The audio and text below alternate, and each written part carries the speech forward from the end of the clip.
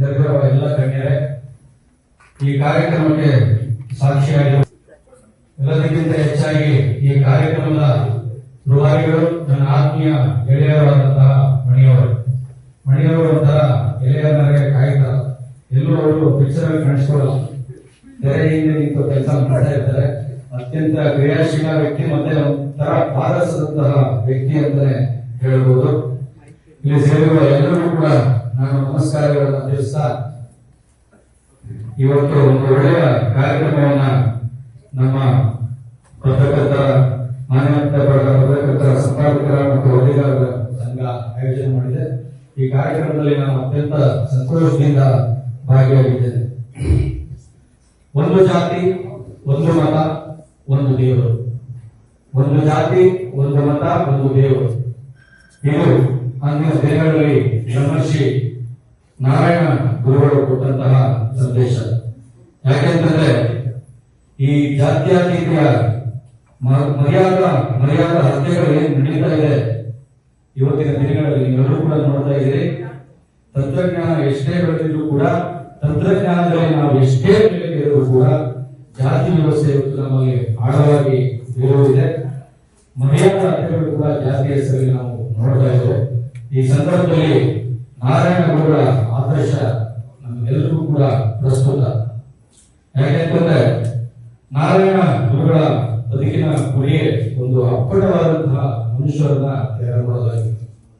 ಶೋಷಿಸುವ ಮನಸ್ಥಿತಿ, ಶೋಷಣೆಗೆ ಒಳಗಾಗುವ ಮನಸ್ಥಿತಿ, ಗುಲಾಮಗಿರಿಯ ಮನಸ್ಥಿತಿಗೆ ನಾರಾಯಣ ಗುರುಗಳು ನೈಸರ್ಗಿಕವಾದಂತಹ ಒಂದು ಔಷಧವನ್ನು ಕೊಡೋದಕ್ಕೆ ಹಿಂದಿನ ದಿನಗಳಲ್ಲಿ ಪ್ರಯತ್ನವನ್ನು ಮಾಡಿದರು. ನಾರಾಯಣ ಗುರುಗಳ ಬೋಧನೆಗಳು ಮತ್ತೆ ಸುಧಾರಣಾ ಕಾರ್ಯಕ್ರಮಗಳು ಅವತ್ತು ಮತ್ತು ಇವತ್ತಿನ ಅವರು ಸಾಮಾಜಿಕ ಸಮಸ್ಯೆಗಳಿಗೆ ದಾರಿದೀಪನೆ ಆಗಿದೆ.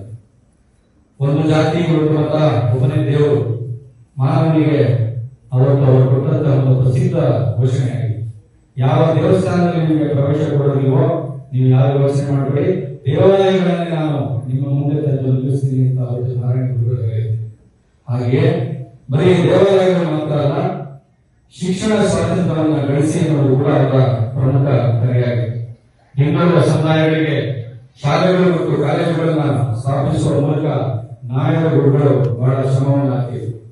ಆದರೆ ನಾರಾಯಣ ಗುರುಗಳ ಮಾತುಗಳಿಂದ, ಅವರ ಆದರ್ಶಗಳನ್ನ ಅಳಿಸಿ ಹಾಕಿ ಅವರ ಮಾತುಗಳನ್ನ ಅಪಾರ್ಥವಾಗಿ ಬಳಸುವಂತಹ ಪರಿಪಾಠ ಶುರುವಾಗಿರುವುದನ್ನ ನಾವು ನೀವೆಲ್ಲರೂ ಕೂಡ ಇವತ್ತು ನೋಡ್ತಾ ಇದ್ದೇವೆ. ಒಂದು ಜಾತಿ, ಒಂದು ಮತ, ಒಬ್ಬನೇ ದೇವರು ಮಾನವನಿಗೆ ಅಂತ ಗುರುಗಳು ಏನು ಕರೆ ಕೊಟ್ಟಿದ್ರು, ಅದರ ಅರ್ಥ ಎಲ್ಲರೂ ನಾರಾಯಣ ಗುರುಗಳ ಹೆಸರಲ್ಲಿ ಒಂದೊಂದು ದೇವಸ್ಥಾನ ಕಟ್ಟಬೇಕು, ಪೂಜೆ ಮಾಡಬೇಕು ಅಥವಾ ಪೂಜೆ ಮಾಡಿಕೊಂಡೇ ಇದೆ ಅಂತ ಇರಲಿ. ಪ್ರವೇಶವಿಲ್ಲದ ದೇವಸ್ಥಾನಗಳಿಗೆ ಪ್ರವೇಶ ಪಡೆಯುವ ಒದ್ದಾಡೋದಕ್ಕಿಂತ ನೀವು ನಿಮ್ಮದೇ ಆದಂತಹ ದೇವರನ್ನ ಸೃಷ್ಟಿ ಮಾಡಿಕೊಳ್ಳಿ ಅಂತ ಅವರು ಹೇಳಿದ್ರು. ಯಾಕೆಂದ್ರೆ ಇವತ್ತು ನಾವು ನೋಡ್ತಾ ಇದ್ದೀವಿ, ಜಾತಿ ಹೋಗ್ಬೇಕು ಅಂತ ಹೇಳ್ತಾನೆ ಇರ್ತೀವಿ, ಸುದ್ದಿಗಳನ್ನ ನಾವು ನೋಡ್ತಾ ಇರ್ತೀವಿ. ಆ ದೇವಾಲಯಗಳಲ್ಲಿ ದಲಿತರಿಗೆ ಪ್ರವೇಶ ಇಲ್ಲ, ಈ ಜಾತಿಯವರಿಗೆ ದೇವಾಲಯಗಳಲ್ಲಿ ಪ್ರವೇಶ ಇಲ್ಲ. ಇದನ್ನ ಅವತ್ತೇ ನಾರಾಯಣ ಗುರುಗಳು ಅರ್ಥ ಮಾಡಿಕೊಂಡು ಆ ಸಮಸ್ಯೆಗೆ ಪರಿಹಾರವನ್ನು ಕಂಡುಹಿಡಿಯುವಂತಹ ಪ್ರಯತ್ನವನ್ನು ಮಾಡಿದರು. ನಾರಾಯಣ ಗುರುಗಳು ಶಿವನ ಪ್ರತಿಷ್ಠಾಪನೆ ಮಾಡಿದಾಗ ಜಾತಿವಾದಿಗಳು ತುಂಬಾ ವಿರೋಧವನ್ನೇ ಮಾಡಿದರು. ಆದರೆ ಯಾವತ್ತೂ ಕೂಡ ನಾರಾಯಣ ಗುರುಗಳು ತಲೆ ಕೆಡಿಸಿಕೊಳ್ಳಿಲ್ಲ. ಇದು ನಿಮ್ಮ ಶಿವ ಅಲ್ಲ, ಇದು ಈಳವರ ಶಿವ ಅಂತ ಹೇಳುವ ಮೂಲಕ ಟೀಕಾಕಾರರ ಬಾಯಿಯನ್ನ ಮುಚ್ಚಿ ಬಳಿಕ ಎಲ್ಲರೂ ಕೂಡ ನಾರಾಯಣ ಗುರುಗಳ ಕರೆಗೆ ಹೋಗ್ಬಿಟ್ಟು ದೇವಸ್ಥಾನಗಳನ್ನು ಕಟ್ಟೋದಕ್ಕೆ ಮುಂದಾಗ್ತಾರೆ. ಇದರಿಂದ ಎದುರಿದ ಗುರುಗಳು ಏನಪ್ಪಾ ಇದನ್ನ ಕರೆ ಕೊಟ್ಟಿದ್ದಪ್ಪ, ನಾವು ಎಲ್ಲ ದೇವಸ್ಥಾನಗಳು ಕೊಟ್ಟು ಪೂಜೆಯಲ್ಲಿ ನಿರತರಾದ್ರೆ ಅವರ ವಿದ್ಯಾಭ್ಯಾಸ ಹೇಗೆ, ಶೈಕ್ಷಣಿಕ ಪರಿಸ್ಥಿತಿ ಹೇಗೆ ಅನ್ನೋದ್ರ ಬಗ್ಗೆ ಕೂಡ ಆಲೋಚನೆ ಮಾಡಿದ್ರು. ಕೊನೆಗೆ ದೇವಸ್ಥಾನ ಕಟ್ಟಿ, ಆದರೆ ಶಿವನ ಬದಲಿಗೆ ಕನ್ನಡಿಯನ್ನ ಪ್ರತಿಷ್ಠಾಪನೆ ಮಾಡಿ, ಯಾಕೆ ಅಂತಂದ್ರೆ ದೇವರು ನಿಮ್ಮೊಳಗೇನೆ ಇದ್ದಾನೆ ದೇವರು, ಹೀಗಾಗಿ ದೇವರನ್ನ ಎಲ್ಲೂ ಕೂಡ ಬಿಡಿಸುವ ಪ್ರಯತ್ನವನ್ನು ಮಾಡಬೇಡಿ ಅಂತ ಕೂಡ ಅವರು ಸಂದೇಶವನ್ನ ಕೊಟ್ಟರು. ದೇವಸ್ಥಾನಗಳನ್ನು ಕಟ್ಟಿ ಮಾತ್ರ ಅಲ್ಲ, ಅದಕ್ಕೆ ಕೆಳಜಾತಿಯ ಅರ್ಚಕರುಗಳನ್ನ ನೇಮಕ ಮಾಡಿದ್ದು ಕೂಡ ನಾರಾಯಣ ಗುರುಗಳ ಒಂದು ಕ್ರಾಂತಿಕಾರಿ ನಿಲುವಾಗಿದೆ. ಆದ್ರೆ ಎಷ್ಟೋ ಮಂದಿ ಹಿಂದುಳಿದವರು ಇವತ್ತು ಕೆಳಜಾತಿಯ ಅರ್ಚಕರನ್ನ ಕರೆಸ್ತಾರೆ, ನಂತಾರೆ ಅನ್ನೋದನ್ನು ಕೂಡ ನಾವು ಪ್ರಶ್ನೆ ಮಾಡಿದ್ದೇವೆ. ನಾರಾಯಣ ಗುರುಗಳು ಶಿಕ್ಷಣದ ಮೂಲಕ ಸ್ವಾತಂತ್ರ್ಯ ಗಳಿಸಿ ಅಂತ ಕರೆ ಕೊಟ್ಟರು. ಅದೇ ರೀತಿ ಶಾಲಾ ಶಿಕ್ಷಣ ಜೊತೆಗೆ ಸಾಮಾಜಿಕ ಶಿಕ್ಷಣವನ್ನು ಕೂಡ ಪಡೆಯುವ ಮೂಲಕ ಶೋಷಿತ ಮತ್ತು ಗುಲಾಮಗಿರಿ ಮನಸ್ಥಿತಿಯಿಂದ ನೀವು ಮುಕ್ತಿ ಹೊಂದಬೇಕು ಅಂತ ಹೇಳಿದ್ರು. ಕೇವಲ ಶಾಲೆಗಳನ್ನು ತೆರೆದು ಹಿಂದುಳಿದವರಿಂದಲೇ ಶುಲ್ಕ ವಸೂಲಿ ಮಾಡಿ ಎನ್ನುವುದು ನಾರಾಯಣ ಗುರುಗಳ ಆಶಯ ಆಗಿರಲಿಲ್ಲ. ಆದರ್ಶಗಳನ್ನು ಅಳಿಸಿ ಕೇವಲ ಮಾರ್ಗಗಳಿಗೆ ಮಾತ್ರ ಮಾನ್ಯತೆ ಕೊಟ್ಟರೆ ಇದು ಅಪಾರದ ಆಚರಣೆಗಳಿಗೆ ದಾರಿ ಮಾಡಿಕೊಡುತ್ತದೆ ಎಂದು ಕೂಡ ಅವರ ನಿರ್ವಹಣೆ. ಅಂಬೇಡ್ಕರ್ ಮತ್ತು ನಾರಾಯಣ ಗುರುಗಳು ಮೀಸಲಾತಿಯನ್ನ ಜಾತ್ಯತೀತ ಸಮಾಜದ ನಿರ್ಮಾಣದ ಭಾಗವಾಗಿ ಬೆಂಬಲವನ್ನು ಮಾಡಿದರು. ಆದರೆ ಇವತ್ತು ಮೀಸಲಾತಿ ವ್ಯವಸ್ಥೆ ಯಾವ ದಿಕ್ಕಿನ ಕಡೆಗೆ ಹೋಗ್ತಾ ಇದೆ ಅನ್ನೋದು ಕೂಡ ನಾವೆಲ್ಲರೂ ಎಚ್ಚರಿಕೆಯಿಂದ ಗಮನಿಸಬೇಕು. ಇವತ್ತು ಮೀಸಲಾತಿ ಚಳವಳಿ ಜಾತಿಯ ಭಾಗವಾಗಿ ನಡೀತಾ ಇದೆ. ಅಂತಂದ್ರೆ ನಮ್ಮ ಜಾತಿಗೆ ಮೀಸಲಾತಿ ಸಿಗ್ಲಿಲ್ಲ, ನಿಮ್ಮ ಜಾತಿಗೆ ಸಿಗ್ಲಿಲ್ಲ, ಮೀಸಲಾತಿ ಸಿಗ್ಲಿಲ್ಲ, ಸೌಲಭ್ಯಗಳನ್ನ ಇವಾಗ ಮೇಲುವರೆದವರು ಪಡಿತಾ ಇದ್ದಾರೆ, ಕೆಲ ಜಾತಿಗಳು ಅವಕಾಶ ವಂಚಿತರಾಗ್ತಾ ಇದ್ದಾರೆ ಅನ್ನೋ ಮಾತುಗಳನ್ನು ಕೂಡ ಇವತ್ತು ನಾವು ಹೇಳ್ತಾ ಇದ್ದೇವೆ. ಎಲ್ಲಾ ಜಾತಿಯವರಿಗೂ ಮೀಸಲಾತಿ ಒಳ ಮೀಸಲಾತಿ ಬೇಕು. ಹೀಗಾಗಿ ಇವತ್ತು ಮೀಸಲಾತಿಯ ಹೋರಾಟ ಜಾತಿ ಸಮಾಜವನ್ನ ಗಟ್ಟಿಗೊಳಿಸುವ ಒಂದು ಭಾಗ ಆಗಿದೆ. ಅದಕ್ಕೆ ನಮ್ಮ ಮುಖ್ಯಮಂತ್ರಿಗಳಾದಂತಹ ಶ್ರೀಯುತ ಸಿದ್ದರಾಮಯ್ಯ ಅವರು ಯಾವಾಗಲೂ ಕೂಡ ಒಂದು ಮಾತನ್ನು ಹೇಳ್ತಾ ಇದ್ದಾರೆ, ಶಿಕ್ಷಣ ಪಡೆದವರೇ ಹೆಚ್ಚೆಚ್ಚು ಜಾತಿವಾದಿಗಳಾಗ್ತಾ ಇದ್ದಾರೆ ಅನ್ನುವ ಈ ಮಾತುಗಳನ್ನ ಅವರು ಪದೇ ಪದೇ ಹೇಳ್ತಾ ಇದ್ದಾರೆ. ಇವತ್ತು ಯಾರು ಓದ್ಕೊಂಡಿದ್ದಾರೆ, ಯಾರು ಹೆಚ್ಚು ಬುದ್ಧಿವಂತಿದ್ದಾರೆ ಅವರೇ ಇವತ್ತು ಜಾತಿಯನ್ನ ಗೋಡೆಯನ್ನ ಕಟ್ತಾ ಇದ್ದಾರೆ. ಜಾತಿ ಹೆಸರಲ್ಲಿ ರಾಜಕೀಯ ಮಾಡೋದನ್ನು ಕೂಡ ನಾವು ನೋಡ್ತಾ ಇದ್ದೀವಿ. ಈ ಎಲ್ಲಾ ಕಾರಣಗಳಿಂದಾಗಿ ಜಾತ್ಯತೀತ ಮರ್ಯಾದೆ ಹಕ್ಕುಗಳು ರಾಜ್ಯದ ಹಲವು ಭಾಗಗಳಲ್ಲಿ ಇವತ್ತು ಕೂಡ ನಿರಂತರವಾಗಿ ನಡೀತಾನೆ ಇವೆ.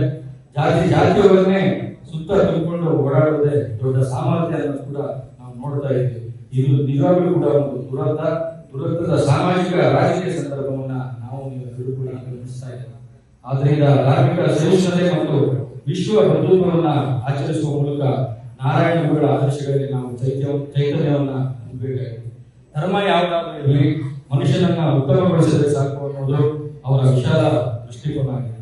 ಎಲ್ಲಾ ರೀತಿಯ ತಾರತಮ್ಯದ ಮನಸ್ಥಿತಿಯಿಂದ ಮುಕ್ತವಾದಂತಹ ಒಂದು ಅಪ್ಪಟ ಮನುಷ್ಯನನ್ನ ರೂಪಿಸುವುದು ನಾರಾಯಣ ಗುರುಗಳ ಆಶಯ ಆಗಿತ್ತು. ಜೊತೆಗೆ ಅವರ ಬದುಕಿನ ಸಂದೇಶ ಆಗಿತ್ತು ಅನ್ನೋದನ್ನ ನಾವು ಯಾವತ್ತೂ ಕೂಡ ಮರೆಯಬಾರದು.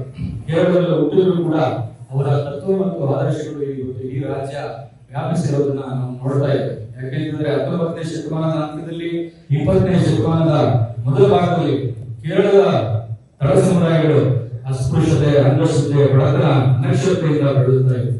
ಜಾತಿ ಮತ್ತು ಧರ್ಮದ ಹೆಸರಿನಲ್ಲಿ ಮನುಷ್ಯರನ್ನಲ್ಲಿ ಪ್ರಾಣಿಗಳಿಗಿಂತ ಕೀಳಾಗಿ ಕಾಣುವಂತಹ ಸನ್ನಿವೇಶ ಇತ್ತು.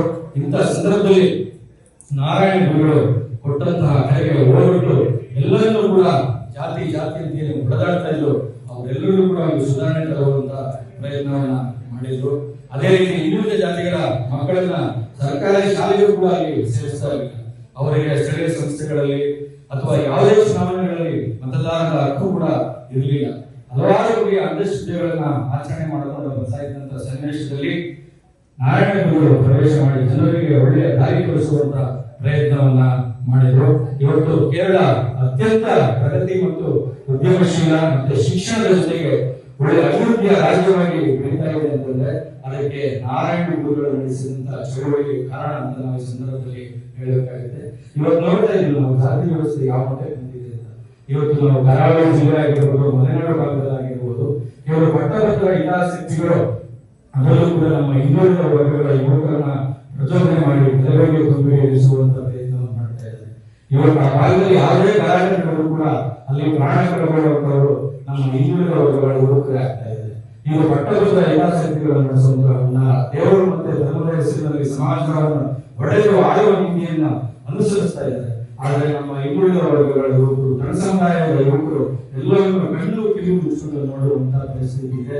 ಈ ಎಲ್ಲರಿಗೂ ಕೂಡ ಇವತ್ತು ನಾರಾಯಣ ಗುರುಗಳ ತತ್ವಗಳೇನಿದೆ, ಅವರು ಕೊಟ್ಟಂತಹ ಸಂದೇಶ ಏನಿದೆ ಅದು ದಾರಿ ದೀಪ ಆಗಬೇಕು. ಎಲ್ಲರಲ್ಲೂ ಕೂಡ ಈ ಜಾತಿ ಒಳಜಾತಿಗಳ ಜಗಳದಿಂದ ಆಸೆ ಬಂದು ಸಮಾಜವನ್ನು ಕಟ್ಟುವಂತಹ ಪ್ರಯತ್ನವನ್ನು